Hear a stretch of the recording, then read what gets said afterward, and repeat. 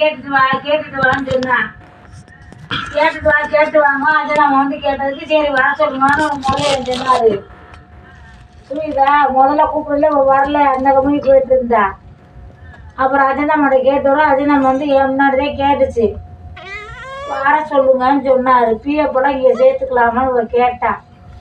சேர்த்துக்கலான்னு owner அவரே செல்லா காசா உட்காந்துருக்காரு. அவர் என்ன பண்ண முடியும்? மாதிரியா இருக்கார் அவரு.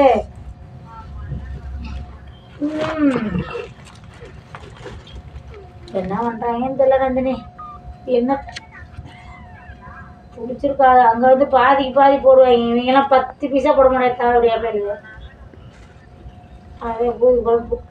இங்கெல்லாம் உட்காந்துக்கலாம் செத்தான்னு நினைச்சு வந்த பாவம். அங்க நட்டமே நிக்கிறமேன்னு நினைச்சாக்கே. இவன்ட்டே கேட்டாச்சு. நான் ராதாட்டையும் கேட்டேன், நவீன்ட்டையும் கேட்டேன். இப்போ வந்து நான் குறிப்பிட்டலாம் சொல்லலக்கா, எனக்கு 4 பேர் இருந்தா போதும்னே சொன்னேன். எல்லாம் ராதா எடுக்க முடியும்ட்டேன் நவீன். ராதான்னு வச்சுறது ராதானுக்கு தான் தெரியும் யார் வேலை செய்யலைங்கிற மேலே இருக்கும்னு சொல்லுவேன். இப்போ நான் கீழே இருக்கேன், எனக்கு எதுவுமே தெரியாது. மேலே நீ இருந்தேன்னா உனக்கு நீ வேலை செய்யற யார் செய்யாத யார் நீ சொல்றத நான் கேட்பேன். அப்படி நான் போறேன்.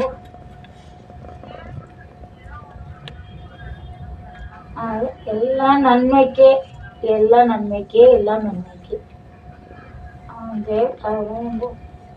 எனக்கு வேலை செய்ய மனசுல நந்தினி வந்து நான் என்னைக்குமே காப்பியே குடிக்க மாட்டேன்.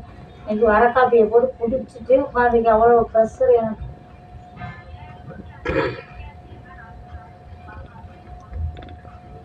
நான் என்ன இப்படி தூங்கி எழுதிச்சு. அதை நிம்மதி நாளைக்கு எதிர்த்து நிச்சயம்.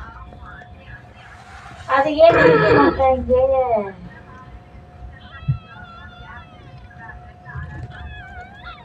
சரி போதும். சரி பாப்பே.